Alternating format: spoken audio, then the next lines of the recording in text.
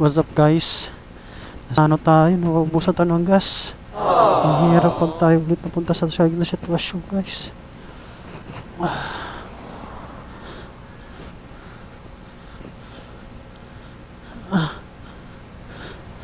Naubusan tayo ng gas.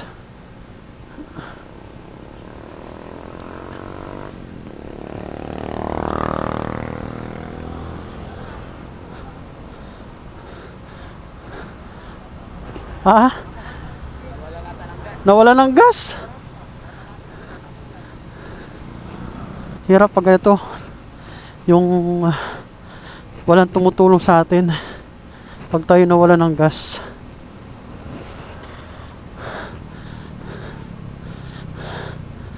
Lakad-lakad tayo.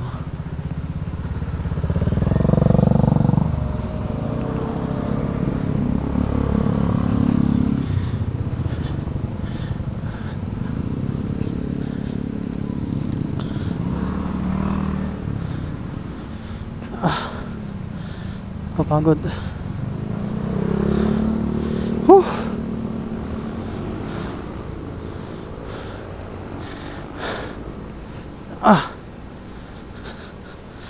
Lakad. Lakad tayo, pang malupitan na lakad.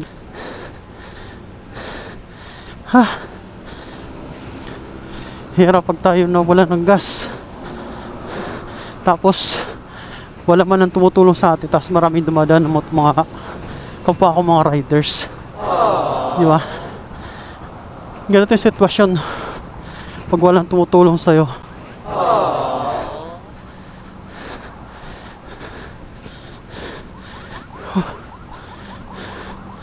Napakahirap. Sweet sa binti.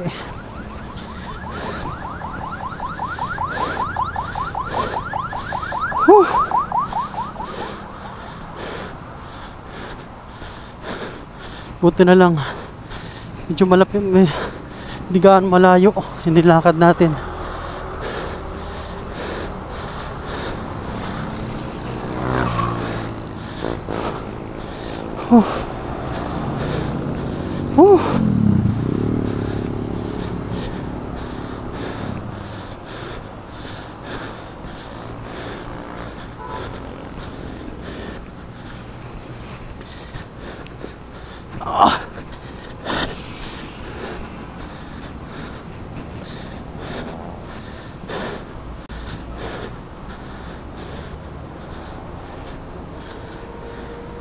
Ay.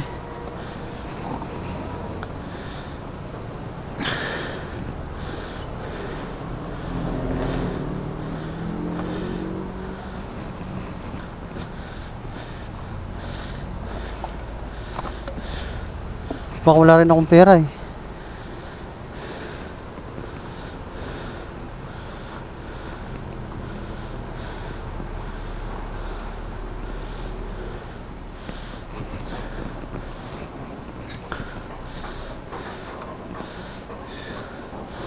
Premium.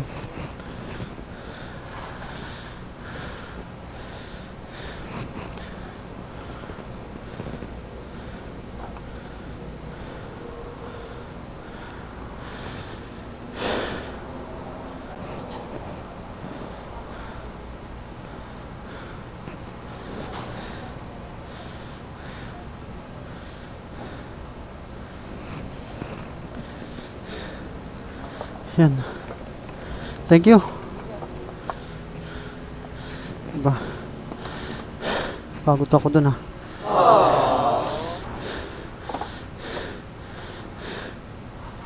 Yun. Mandar na rin. Ang hirap na pag nawala ka ng gas tapos nagtutulak ka tapos wala man ang tumutulong sa'yo. Diba? Napakahirap. Meron kanina gusto huminto.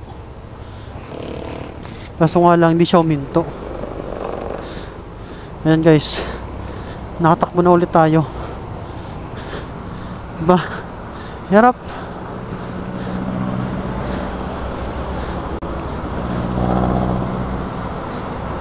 Yan.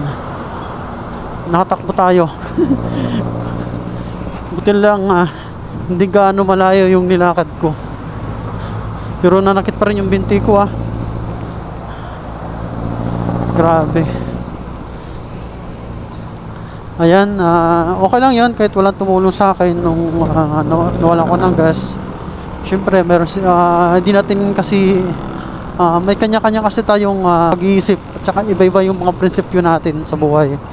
Kaya hindi natin maisisisi yung ibang kapwa natin mga riders na pag mayroon silang nakikita na mga naisiraan sa daan, tapos o di kaya nawawala ng gas tapos hindi na tinutulungan, siguro nagmamadali sila or hindi natin masabi, wala akong idea kung bakit ganon.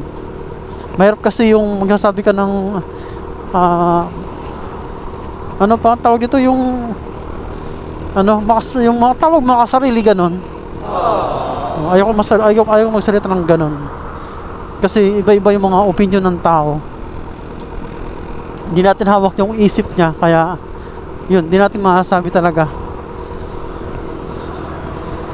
Pero pag nangyari sa kanila na masiraan sila sa daan, yun, ma-realize din nila na pag walang tumutulong sa kanya tapos nagtutulak siya na malayo, diyan yung papasok yung yung sa isip niya, yung sana pag mayroong makakita ng ganito na siraan, nawalan ng gas or yung ano pa naman, tutulungan ko, mga ganun ba dapat? Kaso ayun, yan, okay naman, goods naman guys, kasi medyo di gaano kalayuan, pero masakit, nanakit din yung pa ako sa pagtutulak. Ayan, okay naman guys. Ayan, sa mga nakakapanood na aking mga ginagawang content, paano na lang guys, pa-like and subscribe na lang guys, at saka pa-share na lang sa ganung bagay. Makatulong din kayo sa akin. Thank you.